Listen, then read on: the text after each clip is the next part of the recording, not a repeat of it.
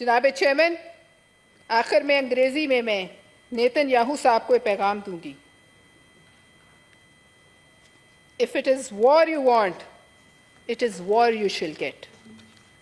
और जो उसने मुसलमानों को कहा है कि you are children of darkness, you are children of darkness and you are Amalek, तो हम उसको बताना चाहते हैं यहाँ फ्लोर ऑफ द हाउस से कि we are neither children of darkness nor are we Amalek, but we know how to fight back and fight back we will। पहले ही दिन इस सेशन के आगाज़ पे एक फातिहा पढ़ी थी फ़लस्तीन के शहीदों के लिए, और वो फातिहा तो हमने पढ़ दी और शायद उन शहीदों को हमारी उस फातिहा की ज़रूरत नहीं, क्योंकि वो शहादत के इतने बड़े और इतने आला मुकाम पे हैं कि उनको इस फातिहा की हमारी तरफ से ज़रूरत नहीं। लेकिन एक और फातिहा हमें पढ़ देनी चाहिए मुसलमान दुनिया के हुक्मरानों के और OIC नामी इदारे के लिए, उस पर भी हम यहाँ फातिहा पढ़ दें, क्योंकि ये दोनों जो ये ऑर्गेनाइजेशन जो है इसका आज के हालात के तनाजुर में इसका कोई मकसद नहीं, कोई मतलब नहीं, और ये सिवाय मुसलमान दुनिया के ईमान का तमाशा बनाने के और किसी काम की नहीं। जनाब चेयरमैन, उस तरफ से एक बात, चंद बातें बहुत क्लियर हो गई। नेतन्याहू ने इस बात में कोई शक नहीं छोड़ा, खुल के की है कि ये जंग अब फ़लस्तीनियों और इजराइलियों की नहीं है। उसने खुल के ये कहा है कि ये जंग अब इस्लाम और मगरिब की जंग है। नेतन्याहू ने चंद दिन पहले जो अपनी कौम से खिताब किया उसमें उसने एक वाज़ेह पैगाम दिया सुनने और समझने वालों के लिए। जैसे अभी सेनेटर अफनानुल्लाह ने कहा कि ये जंग अमालेक के ख़िलाफ़ है, और उनकी जूइश बाइबल में अमालेक वो हैं जिनके दूध पीते बच्चे, मर्द और औरतें, भेड़ बकरी ऊँट गधे तक और हर जिंदा चीज़ जो है वाजिबुल कत्ल और ज़िंदा नहीं रहनी चाहिए। जनाब चेयरमैन, ये किसी मुसलमान के मुंह से निकलता तो उस पर इस्लामिक फंडामेंटलिज्म और मुल्ला होने का और इस्लामोफोबिया जो उनके अंदर उमट पड़ता है उसका इल्ज़ाम लगता। लेकिन वो आज कहता है, मजहबी हवाले देता है, अपनी तरफ से मजहब की जंग करार देता है, और मुसलमान खामोश। शर्म का इससे ज़्यादा मुकाम मुसलमान उम्मा नामी अगर कोई चीज़ है तो वो आज उनको शर्म से डूब मरना चाहिए। आज से ज़्यादा कमज़ोर शायद तारीख़ में यहाँ उलमा बैठे हैं, उनसे पूछिए कि क्या मुसलमान आज से ज़्यादा कमज़ोर कभी थे कि सब कुछ होने के बावजूद उनकी ज़बानें नहीं खुलती। एक तरफ बच्चे माओ के पेट में जो है कत्ल हो रहे हैं और दूसरी तरफ गाने बजाने की महफिलें। शर्म का मुकाम। चेयरमैन साहब, एक बच्चा 7 साल का अमेरिका में, उसके पेट में 26 छुरियां मारी गई, 26 बार 7 साल के जिस्म में। बताइए ये किसके खिलाफ था? वो फलस्तीनी माँ का बच्चा था, फिर उसको भी छोड़िए तो फलस्तीनी था। कल एक पाकिस्तानी निजाद डॉक्टर थी, डॉक्टर जहानारा, उनको इसी तरह चाकुओं के वार से कत्ल किया गया। क्या वो इस जंग का हिस्सा थी? नहीं, लेकिन वो समालीक में शामिल थी क्योंकि वो मुसलमान थी। ये समझ लीजिए कि जो ममालिक जिनके झुरमट में ये जंग जारी है और वो खामोश हैं, जिनके सामने बच्चे ज़िबा हो रहे हैं लेकिन उनके दिल नहीं दहलते, उनको ये समझ जाना चाहिए कि नस्ल कुशी सिर्फ फ़लस्तीनियों की नहीं है, ये नस्ल कुशी तमाम आलम इस्लाम के मुसलमानों की होगी। और इसका मकसद फ़िलहाल तो हर जिंदा फ़लस्तीनी बच्चे का कत्ल है। ये उस वक़्त तक कारपेट बॉम्बिंग करते रहेंगे, आग बरसाते रहेंगे, जब तक कि हर जिंदा फ़लस्तीनी या मौत की नींद सो जाए या इज्तिमाई कब्रों में दफन हो जाए। तब तक ये कत्ल व गारतगिरी नहीं रोकेगा। क्योंकि उसकी पुष्ट पर पूरा मगरिब खड़ा है और इन गरीबों की पुष्ट पर उनके ईमान के अलावा कोई नहीं, हम भी नहीं। जनाब चेयरमैन, हम ये ना भूलें अपनी ज़ात के लिए, अगर हम थोड़ी देर के लिए अपनी ज़ात के लिए हम सेल्फिश हो जाएं तो ना भूलें कि हमारे हमसाए में नेतन्याहू का एक बगल बच्चा बैठा है मोदी नाम का। मत भूलें उन्होंने क्या स्टैंड लिया। उन्होंने नेहरू और गांधी का कहा हुआ जो है वो स्टैंड नहीं लिया।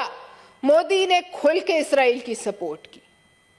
मोदी के हिंदुस्तान निजाद निकी हेली जो वहां की प्रेसिडेंशियल उम्मीदवार है, वो रोज जहर उमड़ती है। वो कौन है? Nikki Haley. वो हिंदुस्तानी है, वो भारतीय है।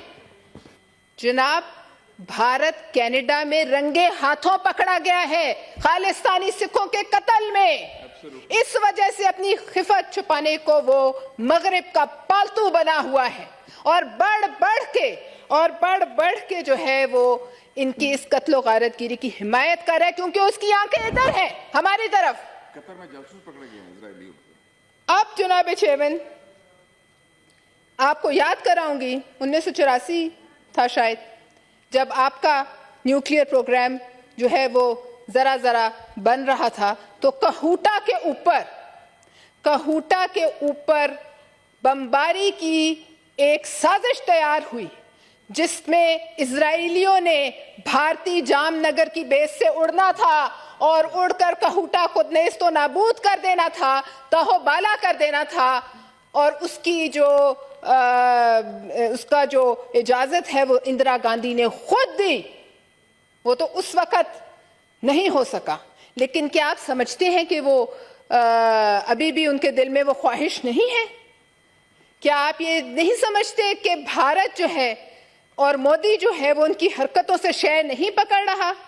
आप अपने बारे में अगर खुद अपनी जो है सिक्योरिटी के बारे में सेल्फिश होकर सोचें, और ये तो इस्लाम और हम मुसलमान जो हैं वो तो चलें हम जो हैं वो नजर आते हैं, उसको एक मिनट के लिए छोड़ दें, तो क्या आपको मोदी छोड़ देगा? कभी भी नहीं। दूसरी बात, चेयरमैन साहब, कोई भी कमजोर रिस्पॉन्स पाकिस्तान की तरफ से, कमजोर रिस्पॉन्स फलस्तीनियों के लिए तो हम कुछ करने की जो है पोजीशन में है ही नहीं। हम कुछ नहीं करना चाहते, लेकिन कमजोर रिस्पॉन्स हमारे अपने लिए जहर कातिल है। ये वजह मैंने आपको बताई। लिहाजा शर्म के मुकाम उन लोगों के लिए है कि एक तरफ गजा के अंदर मौत रक्स कर रही है, वहशियाना मौत रक्स कर रही है, और गजा वाले सीना चौड़ा करके उसको गले लगा रहे हैं, क्योंकि उन्हें पता है कि मरना है तो फिर मरेंगे, वो शहादत कबूल करेंगे और खुले दिल से कर रहे हैं। तो दूसरी तरफ अरब दुनिया में कब्रिस्तान से ज्यादा सन्नाटा है, मौत से गहरा सन्नाटा है। हैरत है उन मुल्कों पर जो साथ लगते हैं और उनको ये यकीन है कि हमारी तरफ ये नहीं आएगा नेतन्याहू। जो लोग खामोश तमाशाई हैं वो ये जान लें अपने हम समेत कि ये यहां नहीं रुकेंगे। ये हर उस मुल्क पर वार करेंगे जो आज या किसी खौफ या किसी लालच की वजह से खामोश है। ये हर उस मुल्क पर वार करेंगे, और ये जब अपनी जो है हवाले देते हैं मजहबी, तो हम क्यों नहीं दे सकते? अगर मजहबी की जंग है तो ठीक है, हमारे मजहब में तो जिहाद है, क्यों शर्माते हैं हम? जनाब, अगर फलस्तीनियों का चिराग बुझाया जा रहा है और हम वैसे खामोश हैं, हमसे मुराद सारी अरब और मुसलमान दुनिया, तो ये याद रखें कि चिराग सबके बुझेंगे, वो भी नहीं बचेंगे। और चेयरमैन साहब, पीस टॉक्स और वो 2 नेशन सोल्यूशन, इन बातों से बाहर आए। कौन सी पीस टॉक्स? ये गुमराह कौन है? 1972 में जब हिजबुल्लाह नहीं था, हमास नामी कोई चीज नहीं थी, ईरान में भी इस्लामी इनकलाब तब नहीं आया था। उस वक्त एक मुसन्निफ और शायर थे गन्नान कन्नाफी, जिसको बाद में उसकी 14 साला भांजी के साथ इजरायलियों ने शहीद किया था। उसने कहा, उसने तारीखी जुमले कहे कि इसराइलियों के साथ पीस टॉक्स ऐसे ही हैं कि जैसे गर्दन और तलवार के दरमियान गुफ्तो शनीद हो। कौन से पीस टॉक्स? जो आपको जानवरों से कम समझते हैं, जो आपको बर्बाद करने को एक मजहबी फरीजा समझते हैं, तो क्या मुसलमानों पे फर्ज नहीं कि ऐसे माहौल में वो खड़े हों? क्या हम सब कुछ भूल गए हैं? उस शहीद ने बिल्कुल ठीक कहा था। आज हम गाजर मूली की तरह वो कट रहे हैं, कल हमारी बारी भी आएगी जो हम अपने बच्चों को गर्म बिस्तरों में लेके रात को सोते हैं और हमें एहसास नहीं होता कि वहां इस घड़ी क्या हो रहा है। तो क्या हम बच जाएंगे? नहीं, ये हमारी कमजोरी है और ये हमारी कमजोरी गर्दानी जाएगी। जनाब चेयरमैन, आज कोई आगे बढ़कर उसका हाथ रोकने के लिए तैयार नहीं, हाथ रोकने वाला नहीं। 2 अरब से ज्यादा हैं हम, मजबूर हैं वो और पसपा हैं, लेकिन हमसे ज्यादा जो है कमजोर कोई नहीं। इससे और ज्यादा क्या कमजोरी है कि तमाम तर तेल, गैस और अल्लाह की जो नेमतें हैं उनकी आप पर बारिश है। अरबों, आप पर बारिश है। हम तो चलो IMF के ट्रैप में फंसे हैं, तुम पर तो बारिश है। तुम तो 2 दिन के लिए तेल बंद करो तो दुनिया उलट जाएगी, मगर नहीं, तुम तो इन्हीं के जरिए उन जहाजों को तेल फराहम हो रहा है जिसके जरिए वो मिसाइल और बम उन बच्चों, औरतों, मर्दों पर बरसाए जा रहे हैं। वो क्यों बंद नहीं हो सकता? वो तेल की फराहमी ही 2 दिन इजरायली जहाजों तक बंद हो जाए, मगरिब को तो छोड़े, तो उनको अकल ठिकाने लग जाएगी। जनाब चेयरमैन, जो तस्वीरें आती हैं, बच्चे माओ को पुकारते हैं, माओ की रूहें तड़पती होंगी, हम सब माए हैं, मलबे तले जिस्म दबे हैं। कभी सोच सकते हैं हम कि हमारे बच्चे इस जगह पर, इस मुकाम पर हो तो हम क्या करते? जनाब चेयरमैन, आग के इस समंदर में एक अच्छी बात है कि आलमी कवानीन का भी जनाजा निकल गया, भस्म हो।